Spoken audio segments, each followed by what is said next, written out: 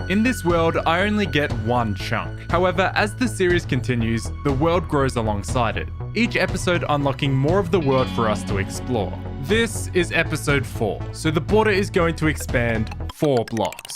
Look at it grow. I mean, I get it's the whole point, but this literally just keeps getting bigger. Now, every time the border expands, I've gotten into a routine where I'll clear the area and meticulously light it all up to keep myself safe from mobs. But today, while I was completing this chore, I noticed something different.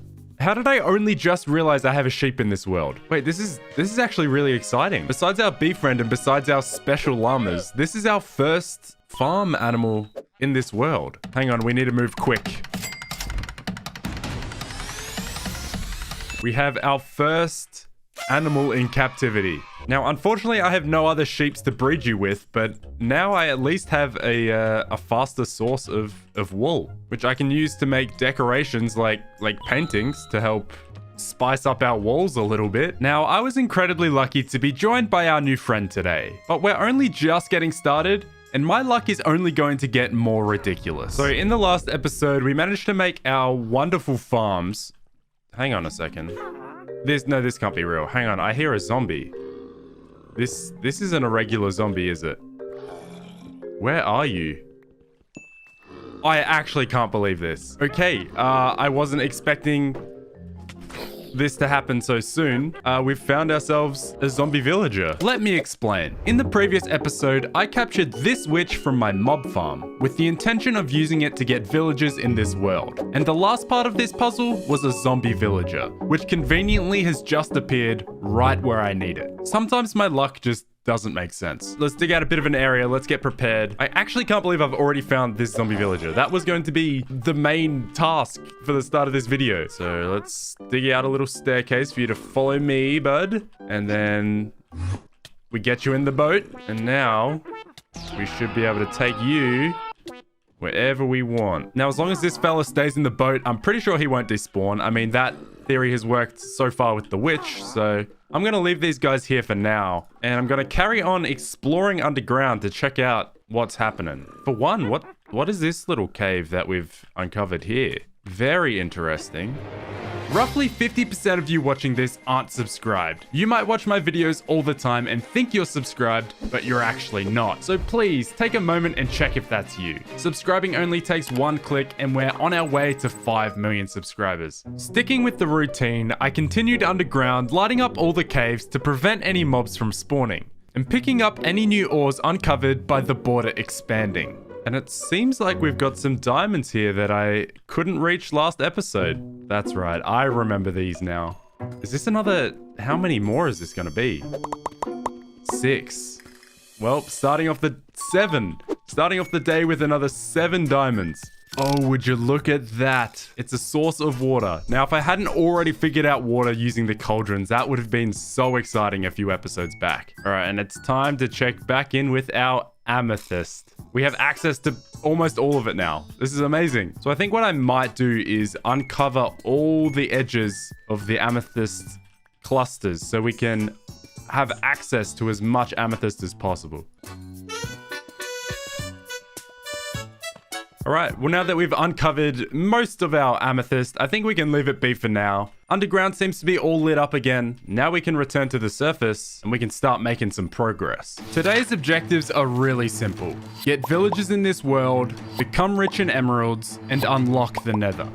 So I guess the first thing I want to achieve today is getting villagers in this world. And I already have both the ingredients I need here, but there's one other thing I need to make. See, there are 2 things you need to cure a zombie villager: a potion of weakness and a golden apple. Good thing now is I have a ton of gold and I also have a ton of apples. Now, while I can make this golden apple, I don't currently have the resources to make any potions myself.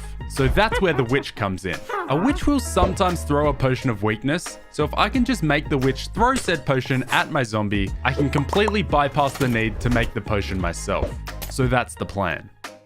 So now we need to bait the witch to throw a potion of weakness at us, which will hopefully also hit our zombie villager here, and then we can heal this guy and have villagers in this world. Now I think if I just make a hole in this wall and then just chill around here. Oh. There we go. The witch will throw potions out that little window. Eventually, she'll throw a weakness potion, and that's really the plan. This is gonna be quite the mess. It's probably important to note that I've never actually done this before. So at first, I made a pretty big mistake. Right, weakness, please. No, not poison. Okay. I feel like that's gonna be a reoccurring thing. Okay, all right, we're gonna get out of there now. All right, I'm gonna dig a little bit further back. I feel like maybe if we're... Ouch. I feel like if we have a bit of distance between us and the witch, it might mean we might not get hit with the full potion effect. And instead of getting poisoned for 30 seconds, we might only get it for like 10 or something. All right, hello, witch. Was that weakness? Was that weakness? Oh, I don't know what effect that was. It might have just been slowness. Can I feed you the golden apple? It doesn't seem I can. My plan was working. By putting some distance between me and the witch, I was able to make the witch throw many more potions consecutively. Whereas before, I'd get hit with pretty much one poison potion and then stand around waiting for the effects to disappear. So with this genius strategy, I was sure to heal this zombie in no time. Or maybe it wasn't that simple. I feel like weakness is a very rare potion for this witch to throw. Come on, I know you got a weakness potion in there somewhere. I'm starting to think something might be up. I feel like we need to do some research here, because that's a lot of potions thrown and not one was weakness. I'm thinking maybe it might be a case that the witch might have to take damage and won't try and throw weakness unless I'm damaging the witch. So let's try punching it. What happens then? I was actually on the right track. The witch is set to only throw a potion of weakness when it is threatened. The problem is, the conditions for that is to be within 3 blocks from the witch, which meant it was back to getting hit in the face with poison, and I wasn't a genius after all. So I think what I'm gonna do is firstly draw you a little bit closer in as well. And yeah, now we're just gonna tank some potions to the face.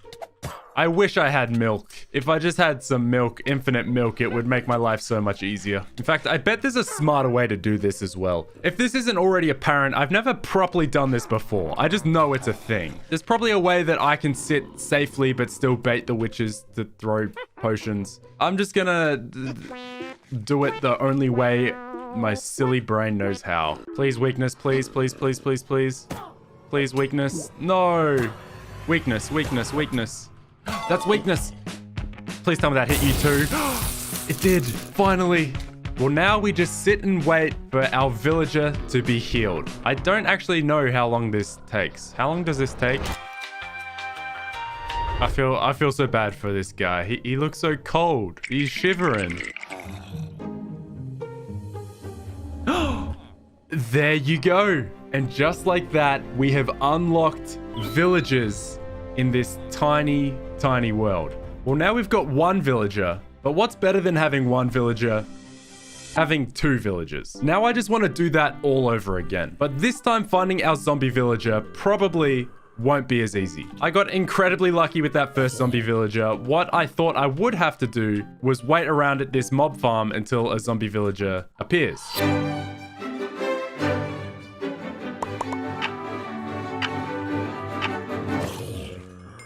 Once again, back up to level 30 after my embarrassing mistake.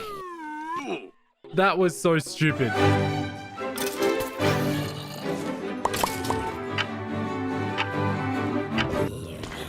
Wait. Okay, not a drill. Not a drill. We have a zombie villager in the mix. And now we need to isolate our zombie villager, which is there. So using an axe so we don't sweeping edge our zombie villager at all. Let's take out every other mob. This is all pretty perfect. I think we can just destroy these 2 blocks. Let our guy roam free. Great. Get in the boat. The sun's coming up. Are you safe? I don't want you to burn to death with the sun. I can't tell if there's blocks above your head. But now let's keep you under there like so. And let's fix our mob farm before it gets too messy. Okay, the timing is a little unfortunate because the sun just went up. But when nighttime does come back, I will now just have to drive this guy off the edge, take him all the way down to where our witch is, and we will have a second villager. And that wasn't too bad. It only took about 20 minutes for this guy to appear, so... All right, the sun has finally gone down, which means it's time to take this guy for a little bit of a drive. And this is going to be very fun because I'm going to take a ton of damage on this little journey. But sure, down we go. Okay, ow, please stop hurting me, please. Okay, that's... Now, funnily enough, I have self-sabotage because these path blocks are preventing me from going any more forward. I'm gonna have to break this boat, I think. What are you doing? Please follow me, sir. There we go. Nope. Why do you want to go that way? Now, at this stage, we've been here before. We know what to do. Let's park our friend right about here. Let's break some blocks. And now it's time to take a ton of damage from some potions. Oh, it might also help if I make another golden apple as well. Please hit me with some weakness. Nope. Come on. No. This time for sure. This time for sure.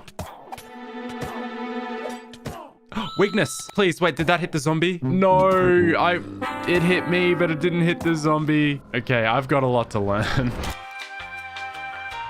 All right, this is the time. Nope, not that one. Not that one. That one. Yes, that one. Yes, we've finally done it. We've got a second villager on the way. There we go. We now have not only one, but two villagers. Now, getting these two villagers was really important because now I have the ability to breed these villagers, which will be a much easier method to get villagers in the future. And this has unlocked a lot of possibilities in this world. Given I have the resources to make the job block, I now have access to a lot of helpful villager trades that I didn't have before. But of course, if you want to trade with villagers, you're going to need a lot of emeralds. But of course, I don't just want to leave my villagers sitting in boats underground. So I think it's time I got myself some roommates. And it's time we made a bit of an extension to my house here. Oh, also, I can't put up with using stone tools. I think it's time we finally made an upgrade. I've made the upgrade to iron tools. It's been long overdue.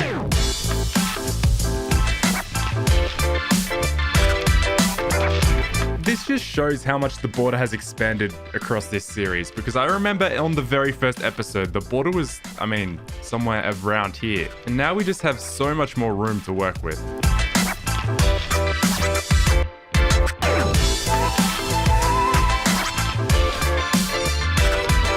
So I've raised the ceiling a little bit so it feels a little less cramped in here. And I think to change it up, I'm going to use some birch wood for the ceiling.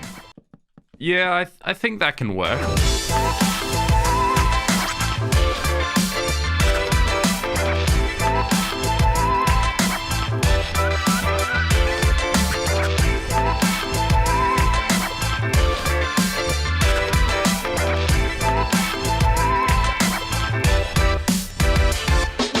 Okay, so far so good, but there's one block I want to add to this because I think it'll make a great feature in this room. We've got amethyst in this world. We may as well use it for something. All right, I think that looks really good. Room done. Now it's just time to move some villagers up in here. But one thing, before I move any villagers up here, I need to get rid of any blocks that could potentially be job blocks. Even these cauldrons, they gotta go for now. All right, so now we just need to make a couple beds. We plant these in here. Now, are these villagers smart enough to find those beds? Or, I don't know, you're free now. Let's see what happens. Oh, hang on a sec. I think it's worked. And what are you gonna do? Well, there we go. Okay, this guy hasn't quite got the memo yet, but he's getting there. No, this is my bed, unfortunately. Okay, perfect. We've now got both our villagers in here. And I think, for the meantime, we're gonna trap them in here. Now, obviously, down the line, I want to get pretty much every single villager in this world, so I have all the trades. But to begin with, I just really need to find a way to get a lot of emeralds. And if you know me, there's one villager I like to use for that. There were two viable villagers I could choose to get my first emeralds, those being the Fletcher and the Farmer. But in such a tiny world with a limited supply of crops, the choice for me was easy. And that's a Fletcher. So now, for at least a little bit, it's time to farm some wood, make some sticks, and get my first emeralds in this world.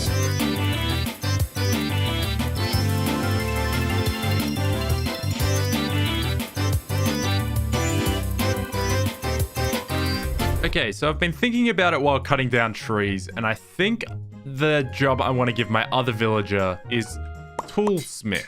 I think a toolsmith will be really helpful in this world since I'm constantly going through stone tools. And because these guys were both healed from zombie villagers, and I think they have discounts for life, I didn't just want to make them both into Fletchers. So now we can start working on leveling this guy up to start getting some better trades. I guess that just means I'm gonna have a lot of stone pickaxes. Okay, weird. So we've unlocked a bell, I guess, in this world. I don't know if that has any benefit to us, but sure, let's make a bell.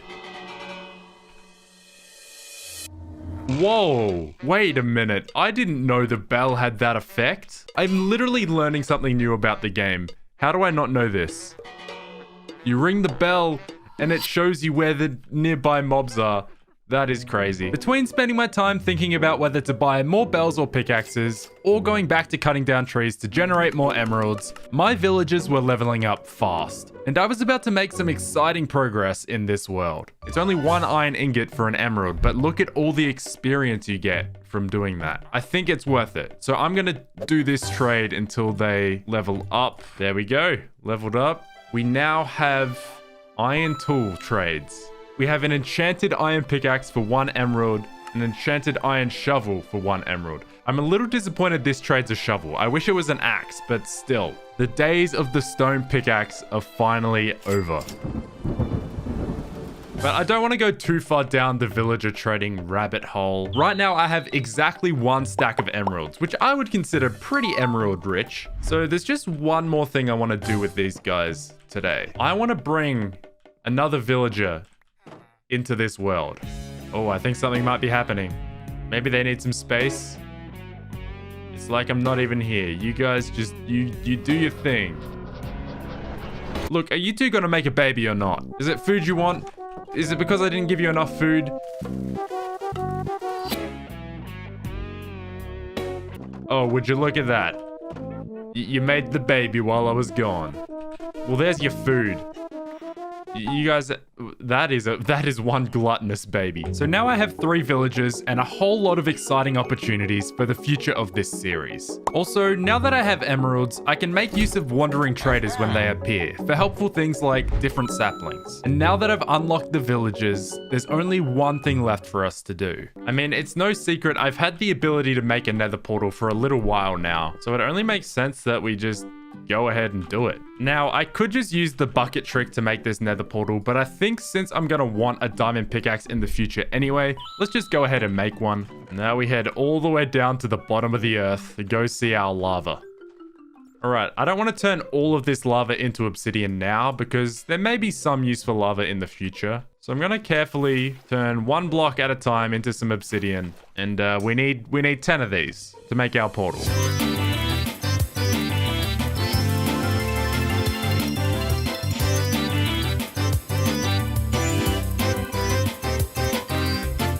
I can't be bothered to make this look good now, but I do know I want my portal to be somewhere around here. So let's just put it in for now. We can worry about making it look good at a later date. I need a flint and steel now. Here we go. This is big. Flint and steel. Ooh, I could just burn it all down right now. Oh gosh, that was silly. After starting from nothing from 1 single chunk and watching this tiny world slowly grow, it's time to unlock the nether, and my tiny world is going to get a whole lot bigger. We've unlocked the nether.